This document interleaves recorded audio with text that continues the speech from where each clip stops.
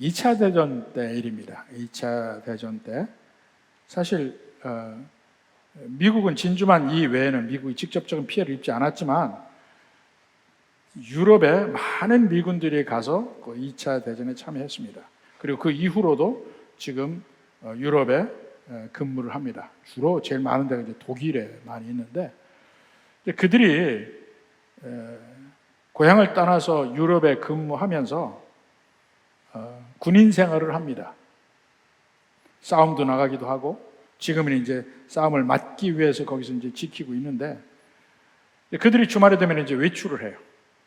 그래서 그동안 고향에 가지 못한 면을 여러 가지로 이제 주말에 푸는데, 이게 잘못되면 이제 술집이나 이런 데 가가지고 문제를 일으킵니다. 이런 일들이 자주 있게 되니까 그 2차 대전 이후에 새롭게 생긴 단어가 있습니다. 그 단어가 뭐냐면 어글리 아메리칸이라는 말이에요. 어글리 아메리칸. 추한 미국 사람이라는 의미죠. 그렇게 비춰지기도 했어요.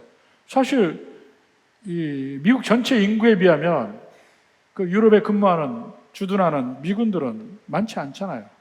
그럼에도 불구하고 그들을 통해서 미국 사람들 전체를 본 겁니다. 지금 이 땅에 살고 있는 모든 그리스도인들도 마찬가지예요. 우리가 섞여서 다 살고 있고 하지만 우리의 진짜 고향은 여기가 아니고 천국입니다. 천국의 고향인 사람들이 이 땅의 고향인 줄 알고 사는 사람들과 함께 섞여 살고 있어요. 마치 미군들이 유럽에 살듯이.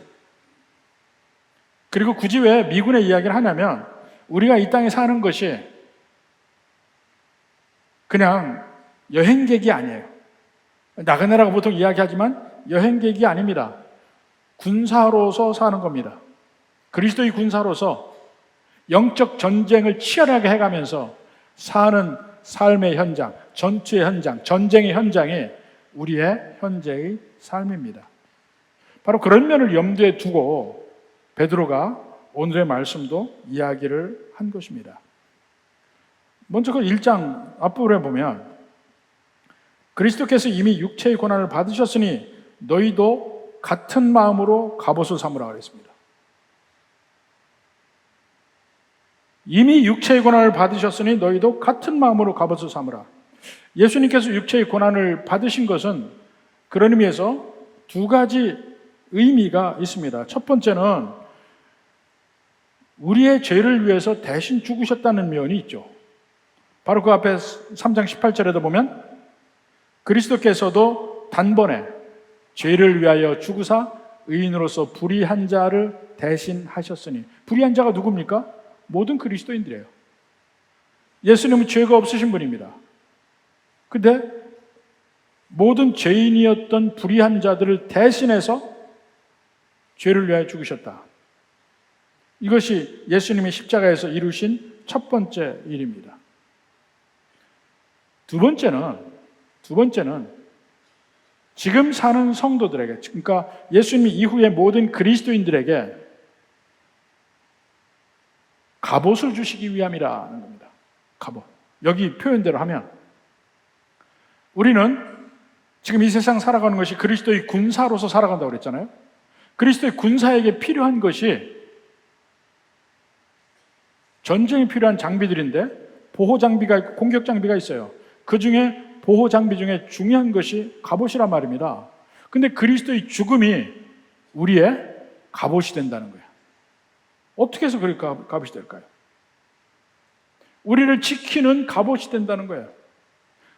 우리를 끊임없이 공격하는 건 뭡니까? 세상적인 생각, 세상적인 일들, 우리를 이 세상에서 괴롭게 하는 모든 환난과 환난을 주는 사람들 때문에 괴로워요. 근데 그 괴로움에서 벗어나게 하는 방패막이 역할이 예수 그리스도의 죽음이라는 거예요. 그래서 같은 마음으로 갑옷을 삼으라 하는 말이 바로 그겁니다. 우리 영적인 대적들이 우리를 공격할 때 우리를 지킬 수 있는 것이 예수 그리스도의 죽음이라. 그 일이 어떤 일이길래 그럴까 하는 것이 1장 후반부부터 3절까지 나옵니다. 거기 보니까 이는 그 이유는, 그 결과는 뭐 이렇게 인원은 언제나 주목해서 봐야 됩니다. 사실 사람들이 자기 나라 말에 그 분석이나 이걸 잘 못합니다. 그냥 습득했기 때문에 이렇게 문장 분석을 잘 못해요. 근데 우리는 어차피 성경 말씀을 보는 거기 때문에 그 말씀 속에 있는 그 전후 문장을 연결하는 접속사나 이런 거에 상당히 주목해야 합니다. 그 주어가 바뀌는 것, 동사가 바뀌는 것, 이런 데 좀 주목하려고 노력해야 돼요. 그래야지 한 문장이 충분히 이해가 쉽습니다. 그 이유는 아니면 그 결과는 예수님이 죽으시고 나서 우리에게 있는 결과는 뭐냐면 몇 가지로 이야기합니다. 육체의 고난을 받은 자는 죄를 그쳤음이니. 자, 육체의 고난을 받은 자가 누굽니까? 1차적으로 예수님이에요. 예수님 육체의 고난을 받아서 죄를 그치는 역할을 십자가에서 하셨어요. 근데 그 이후에 예수 믿는 사람들도 고난이 있는 거야. 근데 그 고난이 있는 사람들에게 그 고난 속에서 오히려 유익함이 뭐가 있냐면, 첫째로 죄를 그친다. 죄를 그친다는 말이 우리 좀 이해가 좀 그런데 죄와 관계를 끊었다는 얘기입니다. 이 친구들하고 관계에서 나 이제 너하고 다시는 안 만나 이렇게 얘기하는 그것에 영어적 표현이 I'm done with you. 나는 너하고 끝났어. I'm done with you 이렇게 얘기합니다. 너하고 관계 끝났어. 근데 여기 표현이 뭐냐면 We are done with sin이에요. 죄와 관계가 끊어졌다. 예수님이 십자가에 못 박혀 죽으심으로 말미암아 죄와의 관계가 끊어졌어요. 그 전에는 죄가 우리를 마치 이 마리오네트 인형처럼 끈에 매어서 인형이 마음대로 움직이잖아. 인형처럼 죄가 우리를 마음대로 했다니까. 어떻게 하느냐? 우리 마음속에 이 욕심을 불러일으켜 뭔가를 하고 싶게끔 만들어. 자연적으로 우리 심령 속에 욕심을 내게 불러일으키는 역할을 죄가 했는데, 그래서 우리는 그 욕심대로 행하다 보면 결국 죄에 끌려다녀서 죄의 종로로 타고 사는 것인데, 예수님의 십자가에 못 박혀 죽으심으로 말미암아 그 죄의 모든 줄들, 그 줄을 끊으셨다는 거예요. 이제 더 이상 죄의 종로로 타지 않아. 이제 죄를 그쳤음이니 하는 말이 그겁니다. 더 이상 죄를 따르지 않아도 돼. 그리고 그 후로는, 그렇게 되니까 그 후로는 다시 사람의 정욕을 따르지 않고, 사람의 정욕 누가 줘요? 죄가 줘요.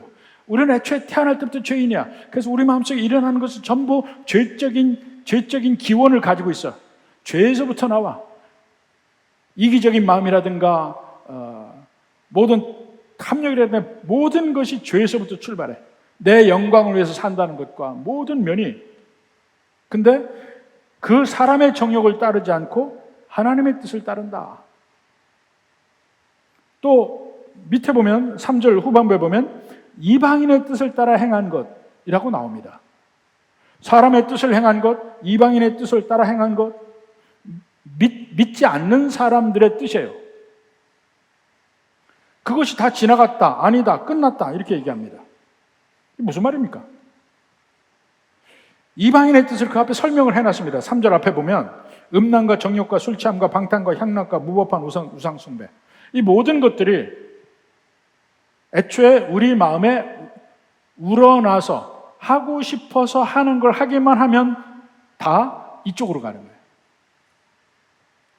그걸 어떻게 할 수 있느냐면, 가장 우리 마음속에 원하는 걸 그대로 하는 게 누구냐면 어린아이들이야.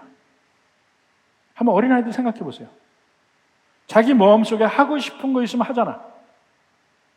누가 장난감 가지고 놀고 있으면 저 장난감 내가 가고 싶어. 그러면 그냥 손 들어서 뺐잖아. 뭐든지 하고 싶은 대로 합니다. 그 결과는 생각하지 않아. 그게 어린아이의 대표적인 특징이에요. 그런데 자라면서 그렇게 하지 않는 이유가 뭡니까? 그렇게 하다 보니까 그 뒤에 결과가 안 좋은 거야. 결과가 안 좋아.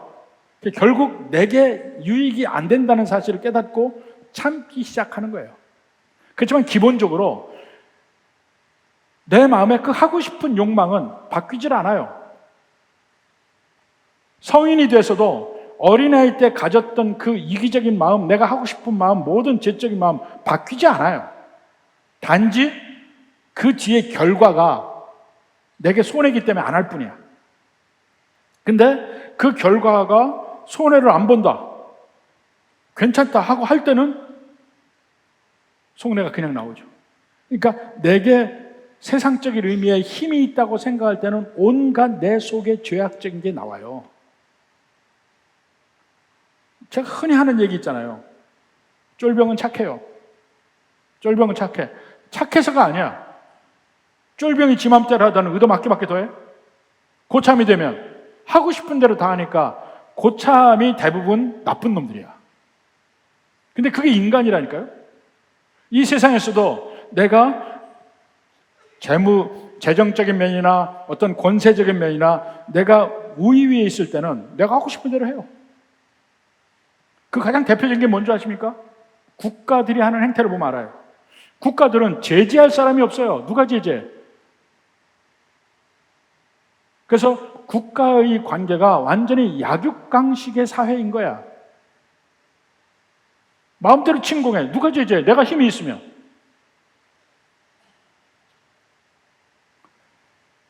사람끼리도 마찬가지입니다. 다른 외부적으로 제재하는 힘이 없으면 자기 하고 싶은 대로 행한다니까? 그게 온갖 죄악들 일이에요. 그것이 사람의 정욕이라고도 이야기하고 이방인의 뜻이라고도 이야기를 한 겁니다. 근데 왜 자꾸 그런 식으로 하게 될까요? 근본으로 인간에게는 이 세상에 날 때부터 마음속에 뭔가 삐뚤어진 게 있습니다. 마음도 공허해. 그게 뭐냐면 가장 밑바탕에 인간의 죄인의 가장 큰 특징이 열등의식으로 나타난다는 거예요. 그 열등의식이 뭔지 아세요? 하나님에 대한 열등의식이라고 얘기해요. 하나님에 대한 열등의식. 인간이 하나님이 되려고 하고 싶은 마음이 있어요. 내 마음대로 내가 원하는 대로 살고 싶어요. 그런데 하나님이 계시면 그렇게 못하잖아. 내 삶에 하나님이 없으면 좋겠어. 그게 가장 죄적인 마음이에요. 내 마음대로 살고 싶어. 누구한테 제약당하고 싶지 않아. 그 하나님에 대한 열등의식이 속에 있으니까 그 열등의식이 있으면 어떻게 됩니까? 모든 관계가 문제가 생겨요. 어떻게든지 내가 그 열등의식을 감추고 다른 사람에게 인정받고 싶어 해. 그 다른 사람의 인정에 그 갈증을 느껴서 어떻게 하든지 사람의 마음을 내게로 오게 하고 싶어요. 그러니까 열심히 의무를 가꾸는 이유도 사람들이 나를 좋아하게 만들고 싶어. 열심히 내가 공부를 하는 이유도 이걸 통해서 사람들이 나를 인정하게 하고 싶어. 힘을 키우는 이유도 사람들이 이걸 통해 나를 인정하게 하고 싶어. 어찌하든지 중요한 자리를 차지하고 높은 자리를 차지하는 것도 그 권세를 통해서 사람들이 나에게 머리를 숙였으면 좋겠어요. 그리고 내 뜻대로 사람들이 해줬으면 좋겠어요. 전부 다. 이게 거기서부터 다 출발합니다. 그런데 그걸 얻는다 해도 채워지지 않아요. 항상 조금 더. 돈을 벌어도 조금 더. 권세 있는 자리 가도 더 높은 자리. 내가 아무리 멋진 사람으로 변신이 되고 성형을 하고 나온다 하더라도 꼭 나보다 더 이쁜 사람 나오고 더 멋진 사람 나와요. 계속해서 채워지지 않는 갈등이 누구나 다 있다는 거야.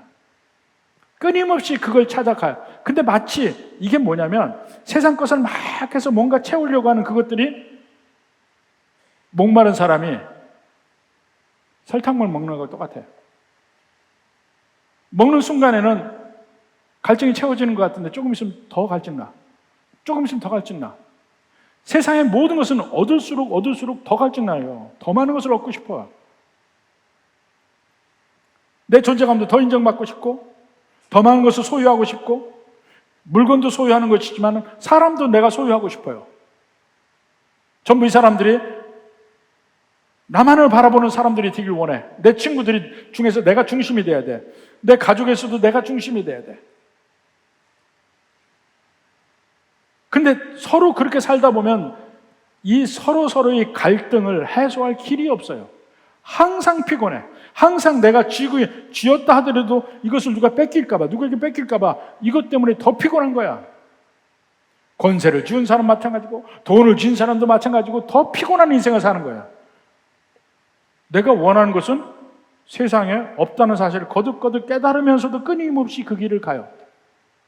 그게 사람의 정욕대로 사는 것이고 이방인의 뜻에 따라 사는 겁니다.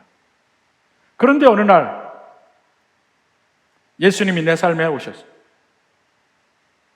예수님을 통해서 나를 향하신 하나님의 사랑을 깨닫기 시작해요. 근데 아무리 봐도 이해는 안 돼. 내 내면을 깊숙이 보면 나는 참 못된 존재, 악한 존재, 더러운 존재란 말이에요.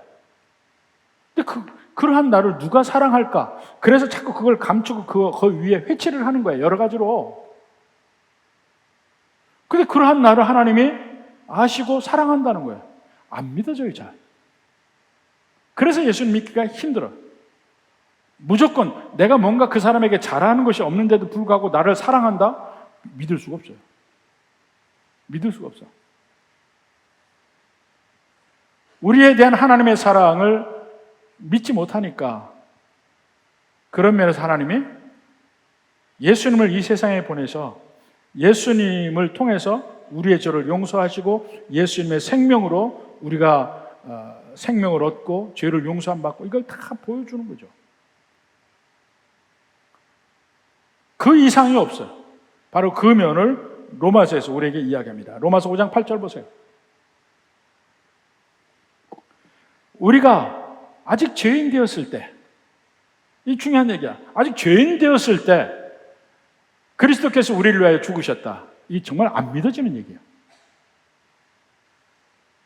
의인을 위해서 죽는 사람이 있을지 모르지만 죄인을 위해서, 악한 자를 위해서 누가 대신 죽어줍니까? 근데 그리스도께서 그렇게 하셔서 하나님께서 우리에 대한 자기의 사랑을 확증하셨다. 내가 너를 얼마나 사랑하는 줄 아느냐? 그것은 내게 가장 귀한 것을 주면 그만큼이 사랑의 증명이 되는 거예요. 우리 서로 간에도 마찬가지잖아. 내가 당신 사랑한다. 뭘로 보여줄 거야? 뭔가 보여줘야 되잖아.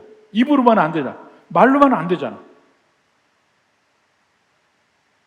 근데 하나님은 우리에게 가장 귀한 독생자, 유일한 아들, 예수님, 가장 사랑하는 예수님을 우리를 위해서 내주신 것. 이것을 통해서 우리에 대한 하나님의 사랑을 확증하셨다는 거예요. 그것만 끝나는 거 아니죠? 로마서 8장 32절에 보면 자기 아들을 아끼지 아니하시고 우리 모든 사람을 위하여 내주시니가 가장 귀한 것을 주신 하나님이 어찌 그 아들과 함께 모든 것을 우리에게 주시지 아니하겠느냐.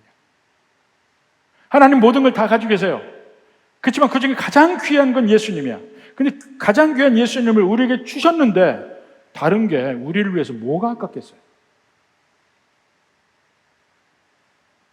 이 면들이 내가 믿어진다면 그것이 나의 갑옷이 됩니다. 이것을 믿는다는 사실 내게 갑옷이 돼요. 이제는 내게 있던 열등의식과 갈증 다 해소돼. 마음의 공허함 다 해소돼요. 왜냐하면 열등의식의 근본은 하나님에 대한 열등의식이거든. 다른 사람이 나의 이러한 면을 보면은 날 다 좋아하지 않을 거다 이런 마음이 있는데 그 하나님이 나를 사랑하신다는 거예요. 그 사랑이 그 마음을 차기 시작하고 더 이상 내 마음속에 열등의식은 없어져요. 왜 가죠? 하나님이 나를 있는 그대로 나를 사랑하신다는데, 이 부족한 나를, 이 죄 많은 나를, 이 더러운 나를 사랑하신다는데 누가 뭐라고 했어요? 그게 채워지는 겁니다.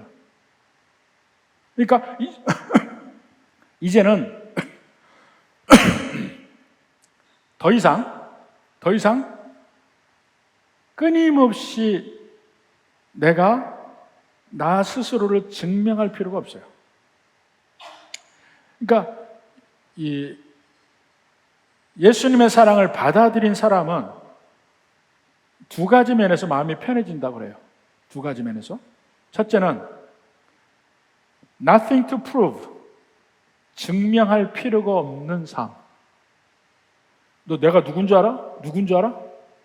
나 이런 사람이야? 나 무시하지 마? 이거 안 해도 된다는 거야. 증명할 필요가 없는 삶. 얼마나 마음 편해집니까? 두 번째가 nothing to lose, 잃어버릴 것이 없는 삶이에요.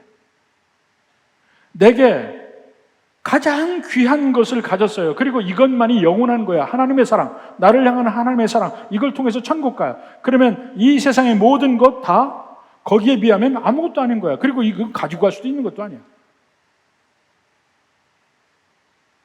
예수 믿는 사람의 가장 큰 두 가지 특징, 증명할 필요 없는 삶, 잃어버릴 것이 없는 삶. Nothing to prove, nothing to lose. 두 가지예요. 그러면 평안함이 오게 된다니까. 이 세상에서 막 왜 요동칩니까? 세상이 움직이고 세상이 나의 삶을 위협하는 거야.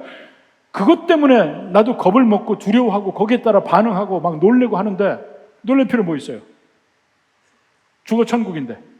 살아도 천국, 죽어도 천국인데 이 세상 것 놀라지 않아요. 그래서 예수님을 믿는 것이 마치 반석 위에 있다고 하는 거예요. 세상은 바다와 같은 세상이야. 근데 나는 반석 위에 있어요. 이 세상 어떤 것도 나를 흔들지 못해. 여기서는 갑옷이라고 표현하고 있습니다. 그러니까 이제는 막 세상의 것을 추구한 그런 것들이 더 이상 할 필요가 없는 거예요. 그래서 여기서 뭐라 합니까? 사람의 정욕 따르지 않고 하나님의 뜻을 따라 육체의 남은 때로 살게 하라 한다. 그리고 막 그런 것들은 지나간 때로 족하다. 그래서 예수 믿는 사람들은요, 딱 믿게 되면, 특히 이 나이가 들어서 점점 나이가 들어서 믿게 되면, 성년이 돼서 믿게 되면 삶이 급격하게 바뀝니다. 여러분 경험 안 했어요? 급격하게 삶이 바뀌어요. 저도 처음 예수님 믿을 때가 유학생활 할 때예요. 근데 첫 학기에 외롭잖아요. 그러면은 월화수목금 수업을 합니다. 수업을 하고 주말이 되면 금요일 오후부터는 주말이에요. 주일날까지. 금요일 오후는 다 이제 그 유학생 대개 신혼이니까 신혼 부부들끼리 모여. 그때 이제 싱글들도 모이기도 하고 같이 모여서 재밌게 놀았어요. 같이 극장도 가고 같이 집집마다 다니면서 서로 한식해서 먹으면서 놀고 뭐 어디도 가고 뭐 이렇게 해서 놀았습니다.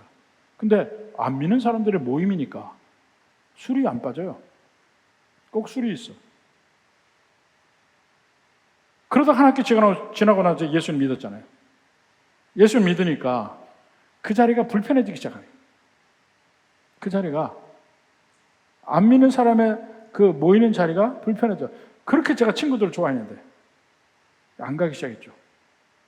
가도 술을 권하는데 안 먹죠. 그러니까 자리가 서먹서먹해지고 불편해지는 거야. 안 먹는 사람이 생기니까. 갑자기 사람이 변해져. 얼마 전까지만 해도 같이 잘 놀았는데 이제 우리랑 같이 노는 그런 생활을 안 하겠다는 거야. 그러니까 관계가 서서히 끊어지기 시작해요. 끊어지기 시작해. 그때가 저도 힘들었습니다. 친구를 잃는다는 게 제 삶에서는 있을 수가 없는 일인데 예수님 믿음으로 말미암아 친구를 잃게 되더라고. 관계가 끊어져요. 그러면서 그렇게 친한 사람이 모른 척하게 되고 이제 나에 대해서 말들을 하기 시작하는 거예요. 그 좁은 유학생 생활, 그 커뮤니티에. 야, 최견이 미쳤어. 저 미쳤다 소리 많이 들었어요. 미쳤어. 그리고 그때는 막 마음이 속에서 막 불이 나니까 이걸 왜 안 믿지? 얼마 전까지만 해도 저도 철벽으로 안 믿었음에도 불구하고 딱 복음을 받아들이고 나니까 이렇게 눈이 띄이는 거야. 세상이 달리 보이는 거야. 이 세상을 내가 왜 몰랐지? 이런 생각이 들어요. 그래서 자꾸 만나는 사람들 전도하잖아요. 전도하다가 맨날 싸웠어, 그때는, 처음에는. 왜 안 믿냐고. 그러니까 사람들이 피해 다녀요. 저 학교에서도 복도가 길었는데 저 복도 끝에서 딱 저를 보면 옆길로 새. 저를 안 맞추려고. 그리고 자기들끼리 수근수근하고. 예수님 믿으면 삶이 변할 수밖에 없어요. 왜냐하면 더 귀한 거를 잡았기 때문에. 예수님 믿고도 삶이 전혀 안 변한다는 것은 예수님 안 믿는 거야. 믿으면 뭔가 변하게 돼 있어요. 더 귀한 걸 잡으니까. 세상의 삶이 다는 아니더라도 뭔가는 변하게 돼 있다니까. 그때 같이 놀던 사람들의 반응이 어떠냐면 그 4절에 봅시다. 이러므로 너희가 그들과 함께, 그들이란 전에 같이 놀던 사람이야. 그들과 함께 그런 극한 방탕의 다름질을 하지 아니하는 것을 그들이 이상히 여겨 비방하나. 왜? 이상하게 생각합니다. 저 친구가 왜 이렇게 표현했지? 갑자기 미쳤구나. 이렇게 얘기합니다. 그리고 전에 하던 대로 같이 모여서 술 놓고 먹으면서 우리 권하잖아요. 술을 권해. 근데 안 받잖아요. 안 받으면 굉장히 기분 나빠해요.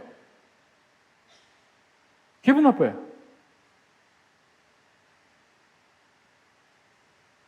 그러니까 뒤에서 수근수근 하죠. 뭔가 예수님 믿고 삶이 변화된 사람 때문에 뭔가 영향을 받아요. 그 주변 사람들이. 저희 작은아버지가 지금은 뭐 두 분 다 돌아가셨지만 부산에 사셨어요. 저는 미국에 있었고, 근데 제가 예수님 믿었다는 소식이 이제 제 친구들에게도 가고 저희 집안도 이렇게 가고 했는데 나중에 거기 작은 어머니가 제게 얘기하는 거예요. 제가 집안의 제일 장손이거든요.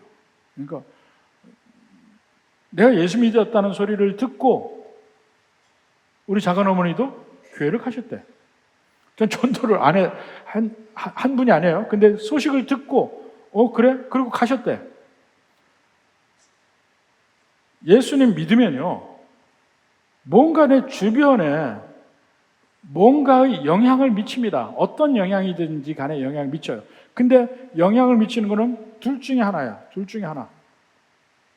하나는 긍정적인 방향으로 영향을 받는 사람들이 있습니다.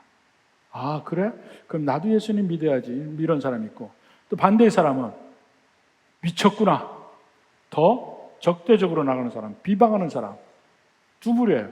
가족 안에도 마찬가지고 친구들도 마찬가지예요. 어찌됐든 내가 예수님 믿고 삶의 변화가 되었다면 그것이 영향을 미친다니까. 그것을 성경에서 뭐라 하냐면 그리스도의 향기라고 합니다. 그리스도의 향기. 보십시오. 고린도후서 2장 14절.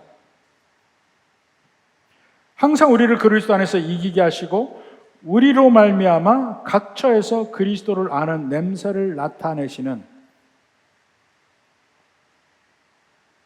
저 사람 예수 믿는 사람이구나. 이렇게 느끼게 만든다는 거예요.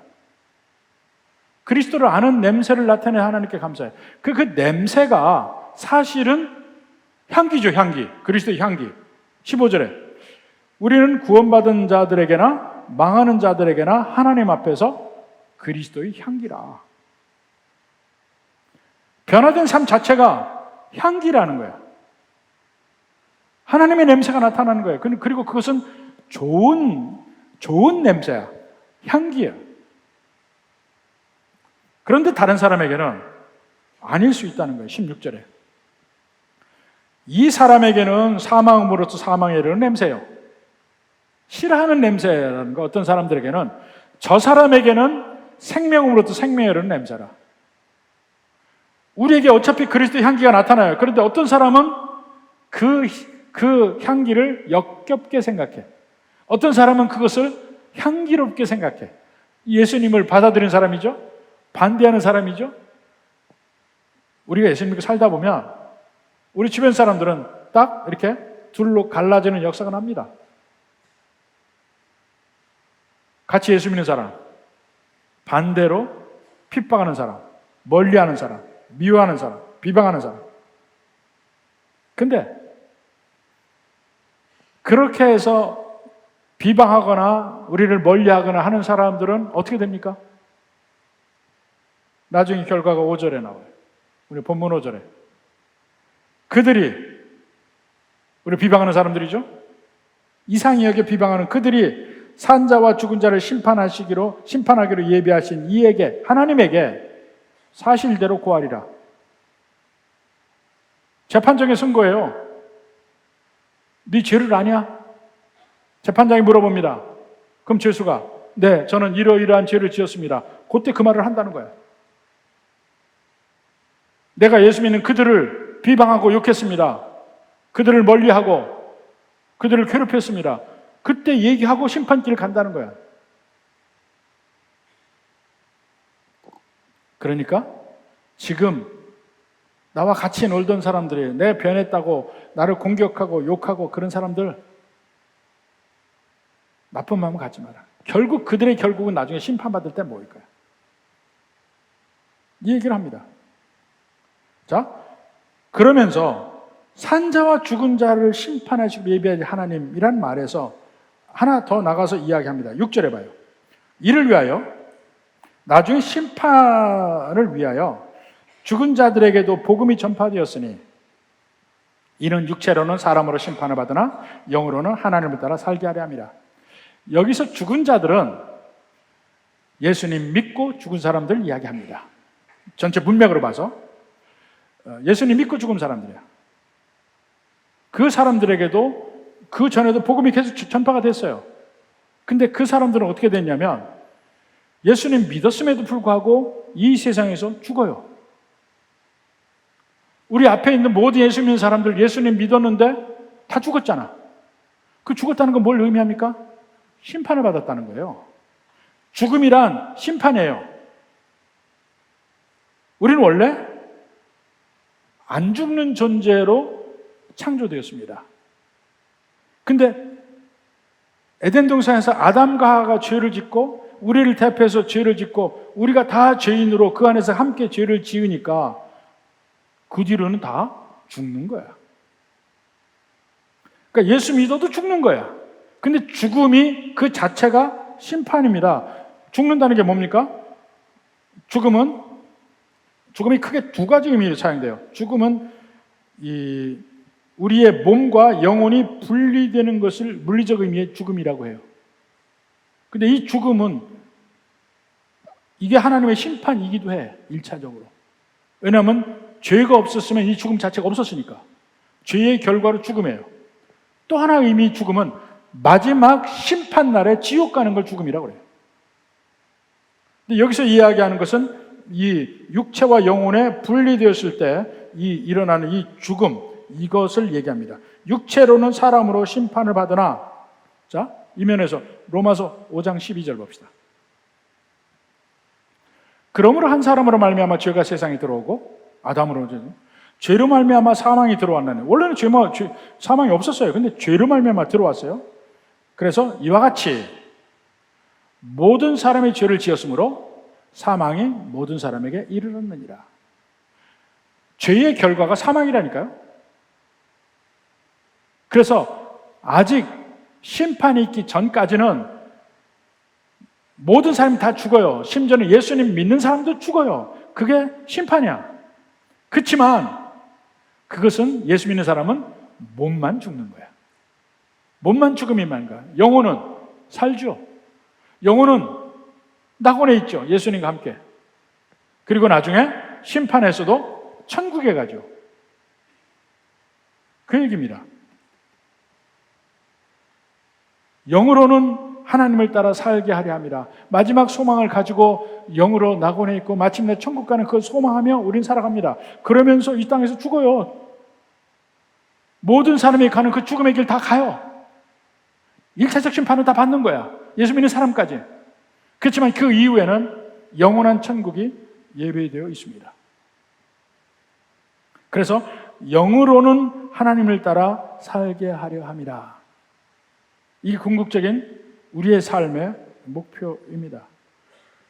그래서 얼마나 많은 사람들이 예수님 믿으면서 어렵고 힘든 일이 있어도 끝까지 믿음을 지키고 살아갔습니까? 심지어는 그들 중에 많은 사람들은 순교까지 당해요. 이 체코에 가면, 프라하에 가면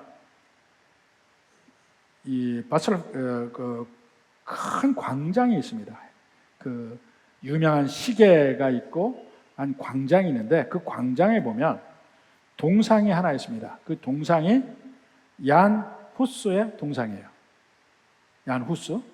이 얀 후스라는 분은 마틴 루터부터 100년 전에 살았어요.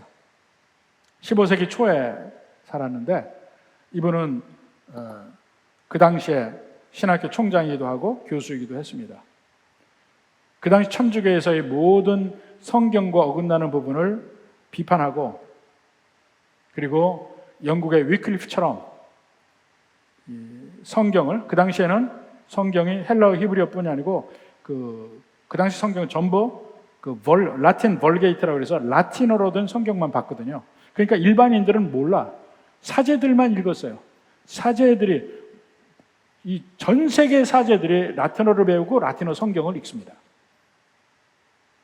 이 성경을 체코말로 번역을 했어요. 보헤미아죠. 그 당시엔 보헤미아예요. 보헤미아말로 번역을 했어요. 그것 때문에 종교재판에 처해집니다. 콘스탄스 종교재판에 가서 결국 그는 그 광장에서 화형을 당합니다. 불로 태워 죽음을 당했어요. 근데 그 종교재판에 가기 전에 친구에게 한 편지에 이런 말이 있습니다. 이미 모든 게 예견되어 있어요. 근데 나는 아무리 고통을 받는다 하더라도 악의 편에 서서 멸망의 길로 가지 않겠습니다. 예수님도 고통을 받으셨고 우리도 주님을 위해 고통을 받는데 모범을 보여주셨습니다. 우리 지금 베드로서 4장 1절 2절에 하는 내용이에요. 예수님이 주님으로서 고통을 당하셨다면, 우리의 주님으로, 우리의 주인님으로 고통을 당하셨다면 우리도 고통을 당하는 것이 마땅하지 않나요? 그리고 그 길을 가요. 우리 주님이 예수님이 당했는데 나도 그 길 가는 게 뭐가 이상하냐. 그리고 화형을 당해요. 우리가 지금 가는 길이 꼭 그렇게 얀 후스처럼 화형을 당하는 길이 아니라 할지라도 믿는 백성의 가는 길에는 언제나 핍박과 고통이 있습니다. 그것이 전혀 없는 삶이라 하면 여러분의 신앙도 의심해 봐야 돼요. 그래서 우리의 가는 길을 마치 마라톤 경주처럼 표현하고 있습니다. 성경에 보면. 히브리서 12장에 보면 우리의 지금 살아가고 있는 모든 과정을 마라톤 경기의 마지막 부분이라고 얘기를 해요. 그 마라톤 경기 어떻습니까? 쭉 길을 마라톤 하다가 마지막에는 스타디움으로 딱 들어가잖아. 스타디움에 들어가면 스타디움의 마지막 그 마라톤 경기 끝을 보기 위해서 수없이 많은 사람들이 몰려 있습니다. 그리고 올림픽의 마라톤은 항상 제일 마지막 경기예요. 그래서 폐막식을 하기 직전에 마라톤이 거기서 끝나. 다 많은 사람들 모여 있어요. 그래서 경기장에 딱 사람이 들어오면 막 박수치고 막 응원하고 그렇습니다.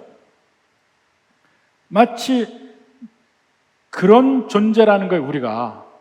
한번 봅시다. 12장 1절. 이러므로 우리에게 구름같이 둘러싼 허다한 증인들이 있으니. 자, 이 스타디움에 허다한 증인들이 막 박수치고 응원하고 힘내라 힘내라 하고 있어요. 모든 무거운 것과 얽매기 쉬운 죄를 벗어버리고 인내로서 우리 앞에 당한 경주를 하며. 그 응원하는 사람 다 그 길을 갔어요. 이미 통과한 사람들이 그 자리에 앉아서 지금 우리 아직 아직 그 길을 가고 있는 사람들을 응원하고 있단 말입니다. 그리고 제일 결승점에는 예수님이 우리를 보고 계셔요. 2절에 믿음의 주여 또 온전하게 하시는 이인 예수를 바라보자. 그냥 하늘에 예수 바라보는 게 아니에요. 경기장에서 마지막 결승점에 예수님이 빨리 오라고 응원하고 있어요. 근데 믿음의 주, 믿음의 주. 여기서 믿음의 주라는 것은 그냥 주님 할 때 믿음의 주가 아닙니다. 로드가 아니에요. 챔피언이에요, 챔피언. 이미 우리의 대표 선수로 이긴 분이야. 대표로 이긴 분이야. 대표 선수로 이긴 분이야. 그러니까 우리가 당연히 이길 수밖에 없죠. 이겼어. 내가 이겼으니까 걱정 말고 와. 그러면서 응원하는 장면이에요. 그는 그 앞에 있는 기쁨을 위하여 십자가를 참으사 부끄러움을 개의치 아니하시더니 하나님 보좌 우편에 앉으셨느니라. 내가 당한 걸 보라 이거예요. 내가 이렇게 고난당하고 십자가까지 갔지만 마침내 그 이후로 마지막 결과가 이렇게 하나님 우편에 이 존귀한 자리에 앉게 된 나를 보라. 너희도 그렇다는 거예요. 그래서 3절에 너희가 피곤하여 낙심하지 않기 위하여, 핵심이 이겁니다. 피곤하여 낙심하지 않기 위하여 죄인들이 이같이 자기에게 거역한 일을 참으신 일을 생각하라. 이 참으신 이가 누구예요? 예수님이에요. 예수님을 거역하고 예수님을 괴롭힌 사람이 누굽니까? 죄인들이야. 근데 그 죄인들을 참으셔요. 자기를 죽이는 그들을 참으셔. 여러분도 괴롭히는 사람 있잖아요. 그들을 참는 일이 예수님과 함께 그 길을 가는 일이에요. 그리고 이게 12장이잖아요. 12장인데 바로 12장 앞에 11장이 어떤 장입니까? 믿음장이야. 믿음으로 그 수없이 많은 사람들 얘기했잖아요. 근데 수없이 많은 사람들 얘기한 것은 그게 말하고자 하는 핵심이 아니에요. 말하고자 하는 핵심이 아니야. 핵심은 제일 뒤쪽에 있습니다. 자, 그들의 쭉 믿음의 역사, 믿음으로 아브라함에서부터 쭉 나오잖아요. 수많은 사람들이 거기 나옵니다. 그러고 나서 마지막 결론적인 얘기 가서 봅시다. 33절부터 봐요. 히브리서 11장 33절. 그들은, 자, 주어도 보십시오. 그들이죠.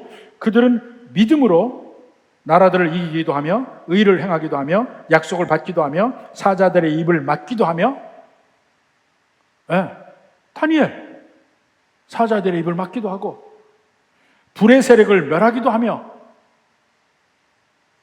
다니엘의 세 친구 그 불구덩이에서 다 살아났잖아. 냄새도 없었어요. 냄새도. 불의 세력을 멸하기도 하며 칼날을 피하기도 하며 연약한 가운데서 강하게 되기도 하며, 다윗도 그렇고 모든 사사들도 그렇고 다 마찬가지예요. 전쟁에 용감하게 되어 이방 사람들의 진을 물리치기도 하며, 우리가 지금 수요예배 때 보는 사사기 기드온도 바로 그렇죠. 여자들은 자기의 죽은 자들을 부활로 받아들이기도 하며, 사라가 이삭을 받은 것도 그렇고, 또 수넴 여인이 엘리사에게 죽은 아들을 되돌려받죠. 자기 죽은 자들을 부활로 받아들이기도 하고, 어떤 이들은 더 좋은 부활을 얻고자 해요. 자, 여기까지는요, 믿음으로 살았더니 이 세상에서도 좋은 걸 받은 거야. 믿음으로 살았더니 죽었던 아들도 살아났어. 믿음으로 살았더니 전쟁에도 이겼어. 믿음으로 살아서 이 세상에 좋은 것도 있는데 그 뒷부분에 봐요. 뒷부분에. 자, 35절 후반부부터 어떤 이들은 더 좋은 부활을 얻고자 하여 심한 고문을 받되 구차히 풀려나기를 원하지 아니하였으며. 사실 베드로도 그랬고, 또 어떤 이들은 조롱과 채찍질 뿐 아니라 결박과 옥에 갇히는 시련도 받았으며, 이 시련 왜 받았어요? 믿음대로 살기 때문에 받은 시련이에요. 돌로 치는 것과 톱으로 켜는 것과, 돌로 치는 거 누가 받았습니까? 스데반도 돌로 쳐서 죽임당했죠. 바울도 돌로 쳐서 거의 거번 죽게 됐었죠. 죽은 줄 알았어. 톱으로 켜는 것, 전승에 의하면 이사야 선지자가 톱으로 켜서 죽임당했다. 시험과 칼로 죽임을 당하고, 칼로 죽임당한 사람은 무수히 많지. 양과 염소의 가죽을 입고 광야에 사는 거예요. 유리하여 궁핍과 환난과 학대를 받았으니. 왜 이렇게 살았어요? 믿음 때문에. 믿음 때문에 그 전보다 훨씬 못한 결과가 있어요. 믿음의 결과가 항상 나은 삶이 아니라니까요. 믿음의 결과가 더 못한 삶이 있을 수도 있어요. 이 사람들이 지금 여기 다 나오는 거야. 그 다음에 39절에 봐요. 이 사람들은 다 믿음으로 말미암아 증거를 받았으나 약속된 것을 받지 못했어요. 결혼당한 사람, 순교당한 사람 이 세상에서 약속된 거 못 받았잖아. 근데 약속된 걸 증거는 받았어요. 믿음이 증거죠. 우리 마음에 믿음이 증거야. 믿음은 보지 못하는 것의 증거라. 히브리서 11장 1절에 벌써 얘기하잖아요. 바라는 것 실상에 보지 못할 증거라. 믿음으로 증거를 받았어요. 확신이 우리 속에 있는 거야. 그렇지만 실제로 받지는 못했어요. 근데 그 이유가 뭐냐면 재밌습니다. 40절에 이게 사실은 이 히브리서 11장의 가장 핵심 구절이에요. 그 이유는 하나님이 우리를 위하여, 이제까지는 그들이에요. 믿음의 선진들을 쭉 얘기했습니다. 마지막 40절에 뭐라니까? 우리라고 나와, 우리.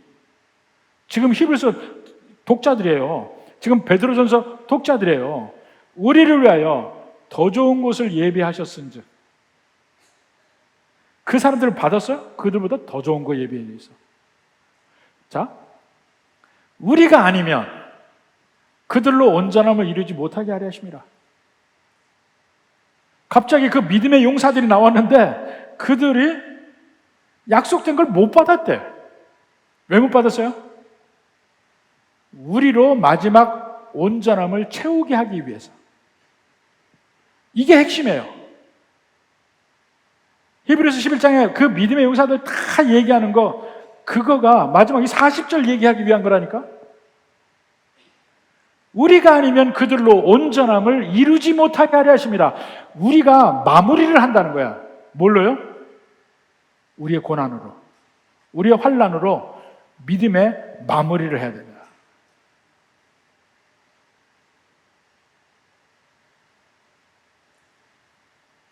심판날 오기 직전까지 우리 신약의 백성들이 이 믿음의 삶의 마무리를 하게 됩니다.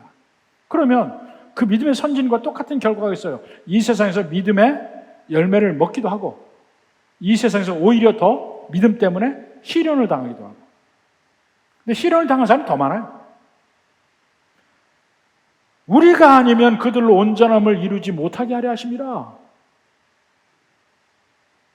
우리로 하여금 그 모든 믿음의 결과에 마무리를 하게 하신다. 뭘로 통해서요? 우리의 고난을 통해서. 그러면서 이제 12장에 나와요. 수없이 많은 주변의 허다한 증인들, 그 응원석에 있는 그 믿음의 선진들 안 보이냐? 눈앞에 저 결승점에서 우리를 응원하고 있는 예수님이 보이지 않느냐? 그 길을 가서 마무리하자. 그렇게 얘기하는 겁니다.